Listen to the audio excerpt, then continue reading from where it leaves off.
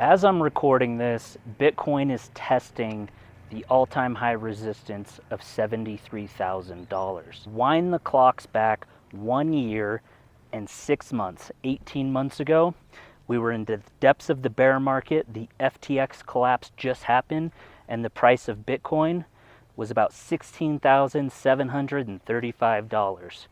Now, in the past 18 months, that's gone up over a 4x, or roughly 160%, give or take. Now, why do I tell you this? Well, there's a lot of news lately, and there's a lot of pundits, whether it be on the mainstream media, on Fox Business, on Wall Street, articles, video clips, you name it, that claim that Bitcoin is not a safe asset to invest in. So it got me thinking, knowing that that was completely false, what was their edge and what was their reasoning for saying that Bitcoin is not a safe hedge against inflation, a safe way to preserve your wealth, and a safe way to compound your growth? So I started looking at the actual numbers and the actual facts, and I want to cover some of those numbers for you today, not just to show you how much money that you would have made had you invested in Bitcoin a long time ago, but more or less to give you historical data to show you a roadmap for if you have zero Bitcoin today, if you were to start now, what your average annual compound growth rate is. And that's basically just the percentage gains that if you buy and you hold, that you are likely to get year over year compounded over time. Now, there's some pretty staggering numbers in here, and I'm going to start first with what the ROI is, because this is more just fun, interesting data versus applicable to you now. But for example, and you see these articles all the time, if you had purchased Bitcoin and spent $100 back in 2011, you'd have millions and millions of dollars, which is true. However, in this case, the number is actually pretty compelling. If you had bought Bitcoin, any amount, in the year 2010, and you did not touch it, you just held on to it, you have possession of it, that would be a 1.5 billion% ROI. Whereas, if you bought gold at the exact same time in 2010, by now, if you held it, you would have a 92% ROI. And if you invested in the S&P 500 at the exact same time, you'd have a 399% ROI. So it just goes to show you that there are outsized gains and outsized returns for Bitcoin if you'd purchased it back in 2010. Well, considering we all can't turn back time, and as far as I know, no one here watching is bought Bitcoin back in 2010. I got it in as early as 2012, but I want to give you sort of a roadmap of what the data shows us if you had purchased Bitcoin, what the annual compound growth rate is, because I think this is the most reliable metric that will show you if you had invested in Bitcoin versus gold versus the S&P 500 starting in the year 2010 going all the way up to the year 2024. So I'm going to run through some of these numbers, give you some context, and then let me know what you guys think at the end here. Leave your comments below, like and subscribe, all of that good stuff. I really appreciate it, and it would actually help me out a lot. Let me go ahead and start here. If you had purchased Bitcoin 2009, which is the first year it was released, and you held on to it for 1 full year, you would have had a 166% return. This is the annual compound growth rate, or CAGR, compound annual growth rate, if you had purchased it that first year it was released in 2009. Gold, if you had purchased it, you'd have a 19% growth rate, and on the S&P 500 back in the year 2009, you'd have a 23% growth rate as a redemption of the Great Financial Crisis. Year 2 on Bitcoin, you would have a 51% growth rate. Year 2 for gold, a 12% growth rate, still double digits, not terrible, and a 13% growth rate if you had invested in the S&P 500. Now again, these are all assuming that you had bought and hold during the last 14 years and have not touched it and not traded. Those are different variables and those are different things. This is simply buy and hold, and how much money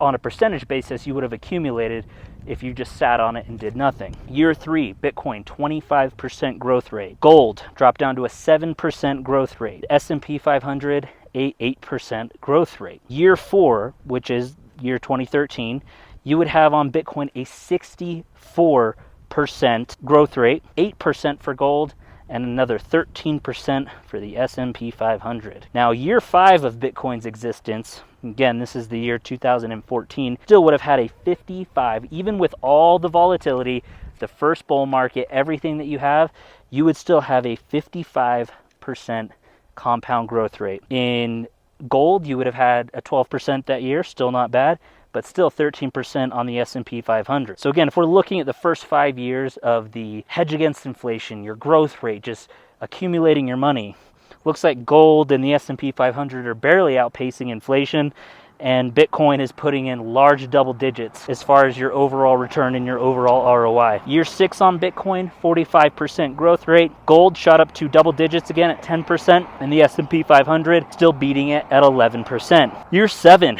we're halfway through the data here, obviously, since 2024 hasn't completed. But year 7, Bitcoin had a 59% growth rate, gold back down to 9%, and the S&P 500 jumped up to 12%. If you're doing the math, you're noticing a pattern here where Bitcoin is greatly outperforming gold and the S&P 500 all during the same time frames.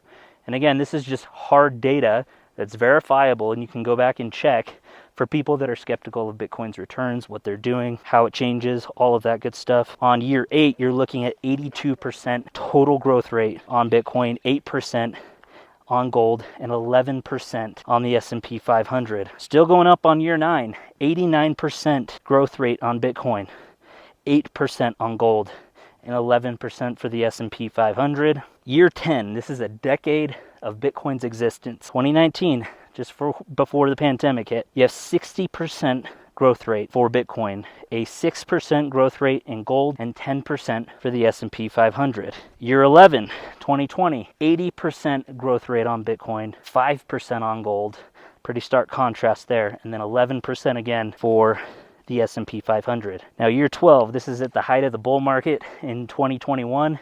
This is where things get crazy. 120% compound annual growth rate on Bitcoin, only a 3% growth rate on gold, and still another 12% for the S&P 500. Year 13, okay? Even as a bear market was starting to take place, an 83% annual growth rate. Only 3% in gold again, and a matching 12% for the S&P 500. And then finally, we have year 14, which is up to 2023 last year. Obviously, the year 2024 isn't completed yet, so they only have data up till the end of 2013. So these numbers are going to be updated in 6 months, and we'll have another follow-up video there to kind of see where things go. But final year recorded, which was last year, still had a 226% growth rate just that year for Bitcoin, 5% for gold, and 12% for the S&P 500. So I illustrate this data simply to show you that no matter who you talk to, no matter who you listen to, when you're trying to preserve your wealth and you're trying to make sure that your currency isn't debased and you're getting screwed over by inflation and high prices, let's say you have savings and you just want a safe place to reliably store this to make sure that you don't go down. Granted, anything can happen, but it's safe to say that in the past 14 years, this is pretty consistent and pretty reliable. Double-digit gains year over year, far surpassing the S&P 500 and far surpassing gold. They're not even close. Now, the most relevant thing that I want to say is what are the averages, right? So we went over each year by year what the averages are, but let's just say we want to take a look at the last, say, 5 years. If you average it out over the past 5 years, Bitcoin, again, if you average out all 5 years, 155% compound annual growth rate. Gold, over the same time period of 5 years, 7%. And the S&P 500, 13.71%. It's very clear that one of these is an outlier. That being Bitcoin, the one that is the little engine that could, the one that everyone's betting against, the one that all the mainstream people in the finance world, economists, everything like that, they don't want you to know about this. They want you to think that stocks and bonds and mutual funds and everything that's regulated by the government is a safer bet. But as you can see, gold barely kept up with inflation. So if you had invested in gold this whole time in the last 5 years, for example, 7%, you're breaking even because they debased the currency by at least that amount officially, but it's probably a lot more than that.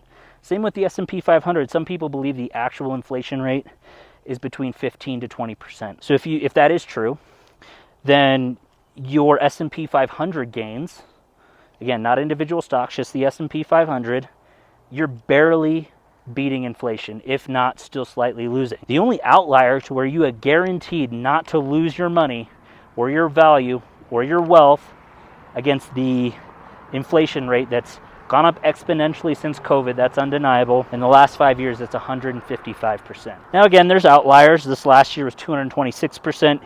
The year before dropped to 83% during the bear market. And then the year prior to that, ramping up into the bull market, was 120%. These numbers are simply meant to illustrate, again, just to reiterate my point here, is that a lot of people are unaware of what the true numbers are of the Bitcoin compound annual growth rate. Now, I use this as a measurement for how I look at things going forward. And again, I'm looking at the entire history of Bitcoin's life, where it's 15 years old now, but we only have 14 years worth of data here when you compare it to gold returns and S&P 500 returns. But I think 14 years is enough to trust that not even one time during this period did it drop below 25%. That's its worst year, which was its third year in existence, back when we had almost no one know about it and it wasn't on anyone's radar, still outperformed the S&P 500 by double. So if you don't have Bitcoin yet, maybe you're just dipping into altcoins, maybe you're into trading, maybe you're learning about this new industry, and maybe you want some new information and you just kind of aren't sure what to do with your money because you know inflation is screwing you. You know that you're losing the value of your dollar every single day. It's a silent tax that's not so silent anymore on everybody that uses the US dollar. So how do you protect yourself and how do you preserve your wealth? Well, say you hold no Bitcoin right now. Some people might say, well, it's a little over 70,000, that's too expensive. It doesn't matter the dollar amount that you're getting in at. It's if you buy a certain amount that you're comfortable with and you hold it and you just hold it and you just hold it and you wait 5 to 10 years, you're likely to get these types of returns, if not more. Now, again, anything can happen, but we have a whole history of data where the lowest percentage compound annual growth rate was 25%. Back in 2012, and your highest is this latest year of 226%. So even if you go on the low side, you're doubling what the S&P 500 is giving you. And I'm not saying YOLO and put all your money into Bitcoin. That's not what I'm saying. I'm not giving financial advice. I'm just saying when you look at the numbers, you can clearly see that there's one asset class that clearly outperforms the rest, not just by a little bit, but by a very wide margin. 2x, 3x, 4x, year after year. Sure, there's dips and sure things are volatile and things go up and down, but every single year it's brought in positive gains. There has not been one year where if you had bought Bitcoin, sat on it, and held it, you would have lost money, even through all the wild swings. So this data was interesting. I wanted to share it with you guys. Again, compound annual growth rate is not the same as ROI. I look at compound annual growth rate as a better metric, in my opinion, for if I'm telling someone about Bitcoin right now, maybe they have had Bitcoin in the past, maybe they sold it, maybe they still have it, maybe they're diversifying into altcoins. But if you want to look at the digital gold standard here, I think Bitcoin is the safest bet for when you're actually looking at consistent gains year over year, regardless of what's going on in the environment, regardless of what's going on in the world. I think that it would be wise to have some percentage of your balance sheet or your portfolio or your investments in this. I'm not saying don't do S&P 500 or don't do gold. I mean, I have those assets as well, but it's pretty obvious to me that Bitcoin is the big winner here. And if all you're doing is buying and holding, which you should be if you have any of these assets like Bitcoin or any altcoins or whatever, and you plan to hold on to them for the long term, check out my other channel, Regular Crypto Renegade. I do hardware wallet reviews. That's the safest way to store your assets long term. You become your own bank, you learn how it works, and you can move your assets off of there and onto there anytime that you want. Please do not leave it on an exchange. It's very risky, and I do not advise that. So if you want more information on that, or if you want more tutorials on that, comment down below. If you want me to do this same version, but for any other altcoin, say like Ethereum or Solana, or even some of the meme coins, if you found this interesting, comment down below. I'm willing to do the research and look into that. Overall, this is a juggernaut of an asset that I really think that we shouldn't be ignoring. And honestly, I wanted to give you the hard numbers. And the longer that you hold, in my opinion, the safer it's going to be, the more widely it's going to be accepted.